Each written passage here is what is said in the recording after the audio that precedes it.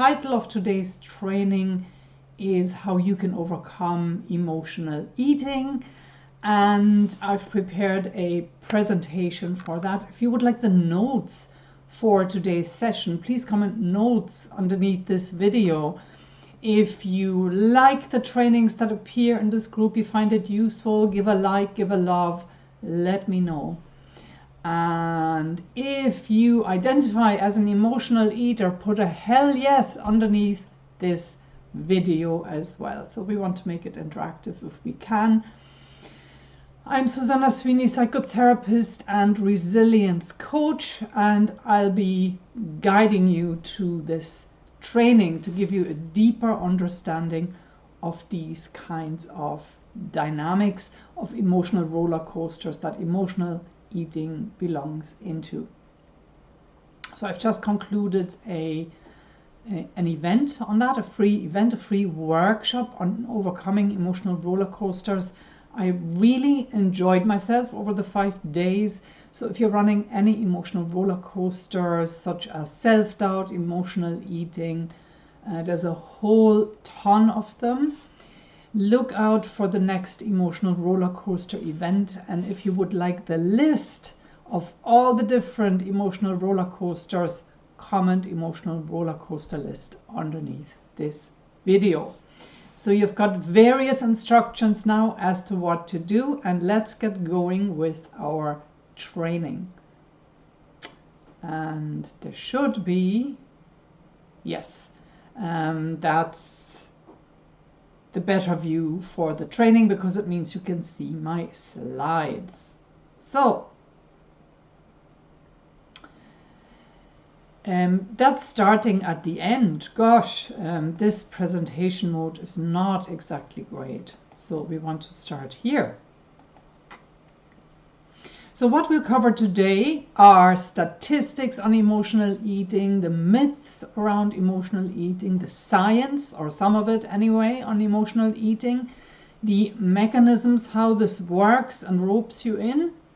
We have a self-reflection, and I'm going to give you 3 tips for mastering not only the cravings, but actually the entire behavioral cycle. So stay tuned, stay with me. Will be about 25 minutes or so.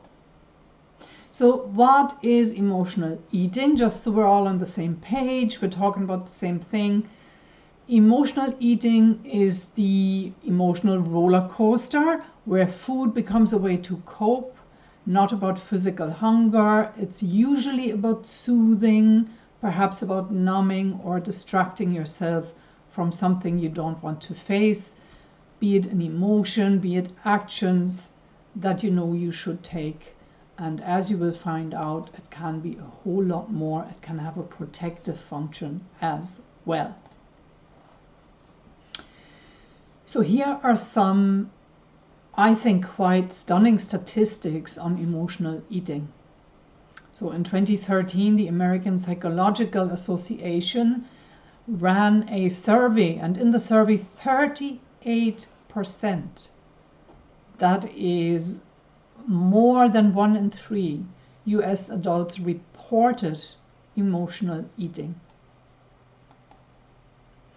And 24.5% of US adults emotionally eat very often. This is from a different study. So that's a stunning number, isn't it? That's 1 in 5. So it is not a rare issue, and it does happen for men and women, although we will find out shortly what the statistics are there. But first of all, a 44% prevalence of emotional eating in those who are overweight or obese. So it's like I think it's the other way around. I think it's the overweight issues are driving the cravings. They're driving those cravings because of the hormones involved. So again, this is from a research study. And now to the men-women distribution. And what we can see here is that women are twice as likely to engage in emotional eating compared to men. That's from a 2023 study. Absolutely stunning statistic. So perhaps what that may point towards is that women have so much more societal pressure, so many more expectations laid on them, and so that will be upping their stress levels. Here are some of the myths, 3 myths I'll give you around emotional eating. It's just a bad habit. Well, actually, research shows that chronic stress is what drives emotional eating in 44% of cases. That's almost half of all cases. They know clearly that it is chronic stress. Myth number 2, willpower will fix it. But here's the thing, 1 in 5 adults do it often because stress hijacks the dopamine household, overriding their control mechanisms. So it's not as easy. It may work for some people to work with willpower, it won't work for others. So if that's you and it hasn't worked for you to work with willpower, know that you're not on your own, you're not alone in this. Myth number 3 around emotional eating. It's about cravings or hunger. Well, that's really not true. Research shows that in 38% of US adults, this emotional eating occurs under stress, right? This is from the 2013 survey. So people clearly report the link between stress and emotional eating. Now, it may be perceived as hunger, but as we will find out, dopamine cravings, which are a big driver in this process, can mimic hunger feelings. So this is the typical cycle, how it actually works out. Your body senses some kind of stress. This can be emotional pressure, or it may be something that just happened that triggered you emotionally, or it could just be the transition from maybe work into leisure time and still carrying that feeling of stress. The triggers can vary, of course, from person to person. They will be very individual. But what happens in response to the trigger is that your brain will pump out cortisol, a stress hormone.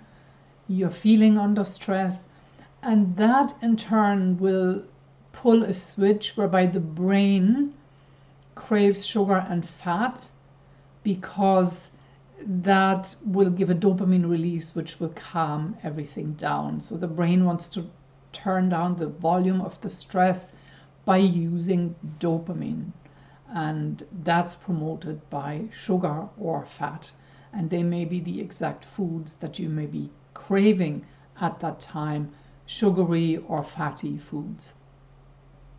And then after eating those sugary or fatty foods, you feel calm for about 20 minutes. And once the cycle completes, the stress will return, and the initial emotion that drove the cycle most likely will reoccur, driving the cycle yet again. So we can see that much of it has to do with the brain, much of it has to do with the hormone household in the brain around dopamine. The function of dopamine really is twofold. It's a motivator and it is a reward mechanism, both. So if we had no dopamine at all in our system, we would sit in a chair, not taking any action, unable to take any action, unable to motivate ourselves, unable to do a thing other than automatic things that kick in when food is placed in the mouth and you start to chew. But other than that, we wouldn't be lifting a limb. So we can see that dopamine is incredibly important as both a motivator and a reward. And we will talk about how you can replace this dopamine rush that occurs in the cycle, which really isn't very helpful, because So when the craving occurs and you eat those foods, you will get such a huge outpouring of dopamine that 20 minutes later, after the calm feeling, there will be a crash in dopamine levels, and that's when the stress will return. So it's this peak and crash kind of a cycle.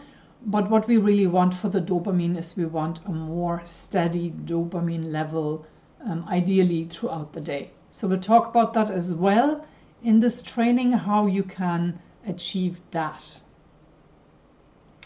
But let's look at what's being reported by the way of emotional causes of emotional eating and what people report. And I've sorted this in order of what occurs most often are feelings of stress and overwhelm, loneliness, feeling of emotional disconnection, perhaps grief or sadness, perfectionism and pressure to perform. And that might be one of the big drivers for the ladies out there who are emotional eaters.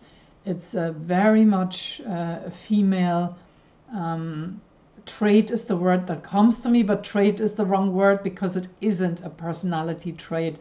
Perfectionism in itself is a coping mechanism, and we might talk about that in another training some other time. Boredom, lack of stimulation. So for example, if you're working in a dead boring job and you have no meaning or purpose in there, that would of course trigger feelings of stress. Because we want to be active, we want to be contributing, we want to be doing useful things. Self-criticism and shame, again, very common amongst women. Unacknowledged anger or resentment. And guess who is being conditioned to suppress their anger and their resentment? It's women. Men as well, but women to a large extent, right? So here we already can take a few educated guesses as to why this affects so many women. Guilt and internalized rules, emotional deprivation from childhood. And top emotional triggers. So these are the, I see a few typos there, I'll correct them later on. These emotional triggers are the feelings that you will notice at the onset of the cycle. And this is actually the feelings that people report. So I've sorted them again in order of popularity, in order of how often they occur. Physical tension and emotional tension top the poles here. Anxiety is second in line. And if it is anxiety, then of course that'll be an underlying chronic stress issue that really has to be dealt with for the emotional eating to cave in as well. Depression, sadness, loneliness, boredom, that lack of meaning and purpose in there, anger and frustration. So they're the top emotional drivers. And perhaps you can already begin to spot some that sound familiar to you. And we can argue that in a lot of cases, emotional eating is actually an emotional regulation issue. So many people use food to numb, to soothe, or to escape feelings that they don't know how to process, right? So that's really very clear, the link between this coping mechanism through food and the emotions underneath. So I want to share with you a client story, let's call her Sarah, that I worked with a few, how long ago, maybe 2 years ago. And so Sarah is a CEO. She's a very creative person. She's in her mid-40s. She's got a lot going on, very busy lifestyle. And she just could not switch off the emotional eating. It would kick in every evening after work. and she would just snack away on unhealthy foods all evening, and she didn't know how to deal with it. And so when she came to me, she came primarily for anxiety, and then the emotional eating turned out to be the much bigger issue. And what we uncovered, the first thing we uncovered was an underlying feeling of shame. So there was shame about the emotional eating, shame that she hadn't been able to power her way through it with willpower. There was shame about her body, because she was very much aware that she had put on weight as a result. And that shame, of course, is something that's very, very hidden. People don't talk about shame, and it took us a little while to get to that feeling, but I think it turned out to be very much core. I think shame can be a huge driver of everything and anything that's sort of self-sabotaging, that hurts you essentially. And it's something that we don't talk about enough. So with Sarah, there was shame, but what was also there, and that's the actual thing I wanted to share with you, was her story that we eventually uncovered. And that story was a story of being, for want of a better word, force-fed as a baby. She would be fed every 4 hours, given a bottle feed, and then put back into a room of her own for the first 9 months or so of her life. Imagine having no stimulation other than during those times when you're being fed. And imagine the desperate feelings that a baby must have. A baby needs constant reassurance, needs physical closeness to the parent, wants constant interaction, because of course they're learning already. They're learning about relationships and bonding, and they're learning about unconditional love. And so all of this would have been missing for Sarah. And it was that piece that was key. When we worked with that piece, bit by bit, the emotional eating started to give way. So I work very much in a solution-focused way where things clear very quickly. And so what we saw was it wouldn't go overnight. I mean, this was something that had been with her. She reckoned, the more we looked into it, that it had been a lifelong eating, a lifelong habit, the emotional eating. And it gave way within 3-4 months or so, and then just wasn't as much of an issue. And although she hadn't lost the weight yet at that point, she wasn't her ideal weight, but what did happen was that it just didn't matter that much anymore. She still had that goal, but she no longer defined herself through the unworthy feelings because of her body shape, but rather it became an unconditional acceptance of where she is at this moment in time, and that regardless of her struggles, that she is good enough. And a whole load of perfectionism dropped from the equation as well. And so the really interesting piece here is, and I want to contrast that with the myth we talked about emotional eating being a habit. Sarah's story was very much the other extreme. There is a real trauma story here, and it is pre-verbal, and it was actually a lifelong, not habit, but coping strategy that was imprinted upon her from very early in life, when all she had was these 4 hourly feeds that would give a little bit of comfort, and then she would be put away yet again. So trauma can be behind it as well, right? Just to complete that argument I want to make. And so these emotional drivers, because they are very clearly very much present with emotional eating, that's why the quick fixes don't work.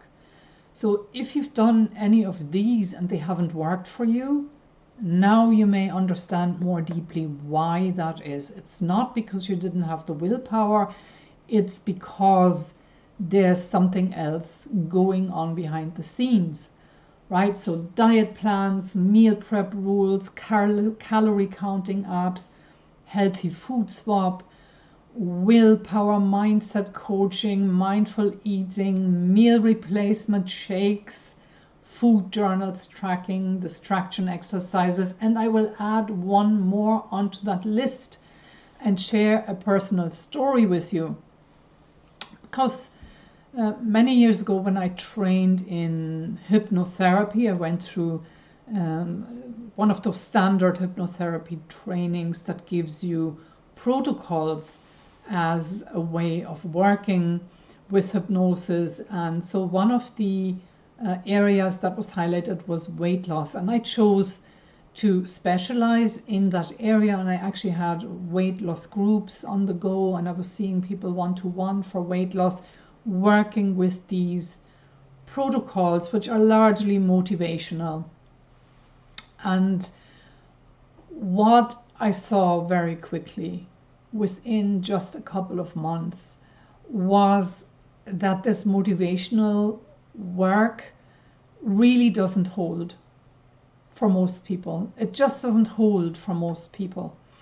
And I figured out pretty quickly that the reason it doesn't hold is because we got to clear up the emotional issues behind this that are driving it.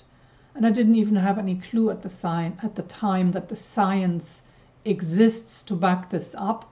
And here I am giving it to you now. This is the science that confirms exactly that approach. So some of the lies, some of the stories you might be telling yourself, some of the ways you might justify the emotional eating to yourself.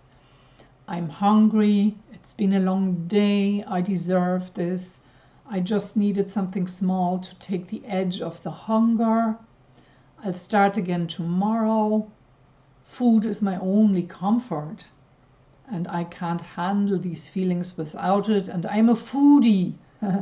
Is another one, right? So if you recognize yourself in any of these, I would say, I mean, it's not about putting yourself down. Be self-compassionate.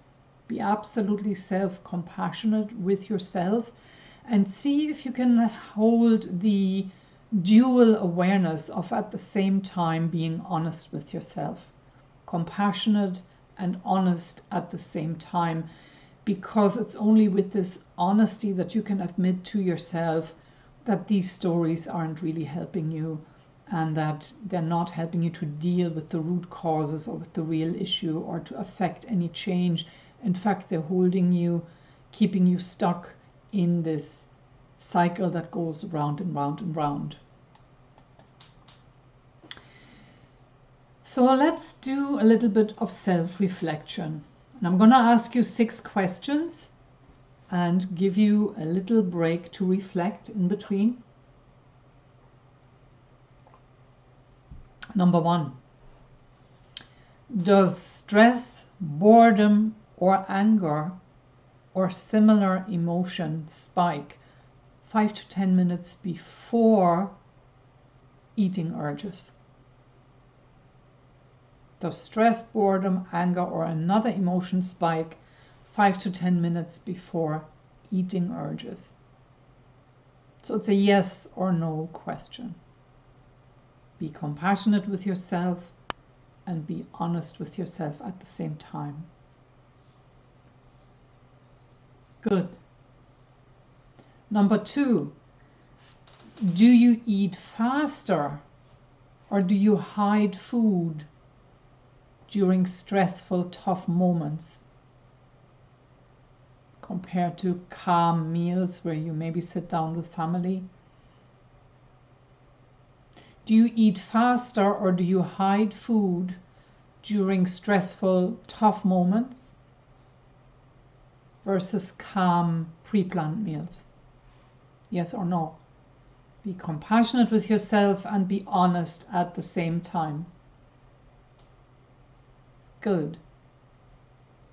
And 20 minutes or so after eating, does the trigger emotion, the one that you felt before you started, before the eating urge came on 20 minutes or so after eating, does that trigger emotion come right back? Yes or no? Be honest with yourself, be compassionate with yourself. Good. Moving on, number 4. Do you crave specific comfort foods when you're upset compared to when you're really hungry?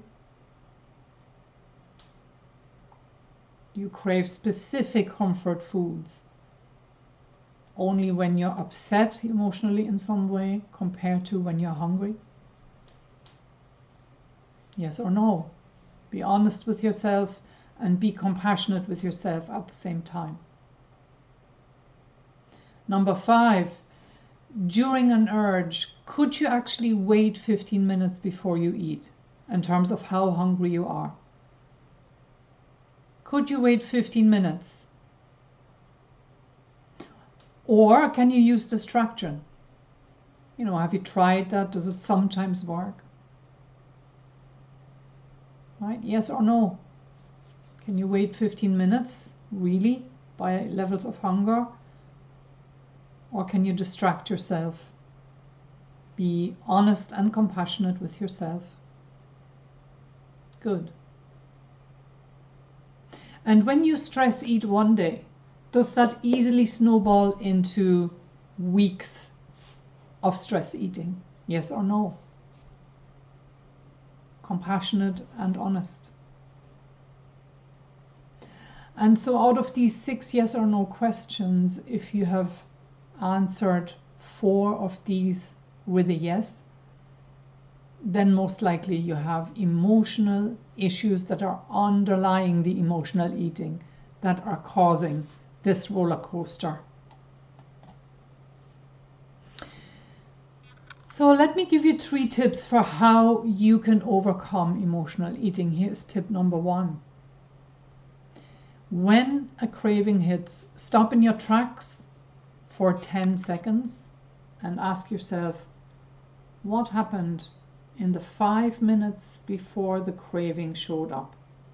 Or maybe it's a little longer. What happened in the 5, 10, 15 minutes before the craving showed up? Right? This question will help you to find the trigger. And so that could be anything. So that could be a conflict. There could be a stressful demand at work. There could be those emotions, the boredom, the lack of purpose and meaning. There could be something that triggered another emotion like anger or frustration that you find hard to deal with. There could be an overstretching of your limits. It could be any number of things. So build this in as a habit that when you feel a craving, you stop in your tracks and you ask yourself this question: what happened in the few minutes right before the craving? And that will help you to get to know yourself and identify the trigger. Tip number 2. Ask yourself what it is that you are really missing behind that urge. Some examples. Could it be safety? Could it be love? Could it be affection? Could it be limits, boundaries, purpose? Could it be that you're tolerating a situation or a person's behavior that you shouldn't tolerate? So asking yourself this question will reveal the underlying emotional need, right? So the underlying emotional need is the need that if it was met, the cycle would not need to be running. And so build that into your habits as well. That's the second question you will ask yourself when you're feeling a craving. What is it that I really need right now? What is it I'm really craving here? What's the underlying need, right? And then you can meet that underlying need. My tip number 3 is build your own dopamine household. So we've heard how dopamine is very much at the core of these cycles. So when a craving hits, you can learn to replace the dopamine with an activity that produces dopamine the healthy way, in a slow release, right? Rather than this crash and burn cycle. And here are some ideas how that works. Remember, dopamine is a motivator and a reward at the same time. Moderate physical exercise, especially if you have to push yourself a little bit, if you have to make a little effort for it, that will lead to a dopamine release and will make you feel really, really good. And not just for 20 minutes, that will stick with you for a good while. Recall your proudest moment and really delve into how that felt and feel it fully. Dopamine release. In a similar way, take on a power pose. Stand tall, hands on hips. Breathe in. Feel that power. Do that for 2 minutes. It will lead to a dopamine release. Or write down one thing that you handled well today or maybe this week. And again, it's about really owning that and really feeling that good feeling. And that's when you will get your dopamine release. So these things are really, really good habits to build into your week. And they, stacked together, these 3 tips will bring you a good bit further with the emotional eating. So what are your key takeaways here today from this training? Your new freedom starts now. Emotional hunger isn't hunger. Most likely it's unprocessed feelings, craving dopamine hits. So it's about spotting the trigger emotion, naming the underlying need, and building your own dopamine household. You're not powerless in this. You've got this. You can do it. And should you have deeper underlying emotional issues, my Optimise program is the place for that. Many cycles began in childhood without you realizing it. And these patterns shape how you feel and act in adult life. I help my clients resolve these early imprints. I help them also build emotional resilience, because science tells us how crucial emotional resilience is in doing well in both life and work. And that's it from me for today. Drop a like, drop a love, drop a hell yes if emotional eating is what you are struggling with, and drop a comment saying notes if you want the notes. Drop a comment saying roller coaster list if you want a list of all the different roller coasters there are. And when you drop your comment, I will get that to you via DM. It's been a pleasure to be with you, and I will see you next week for another training. Have a good one.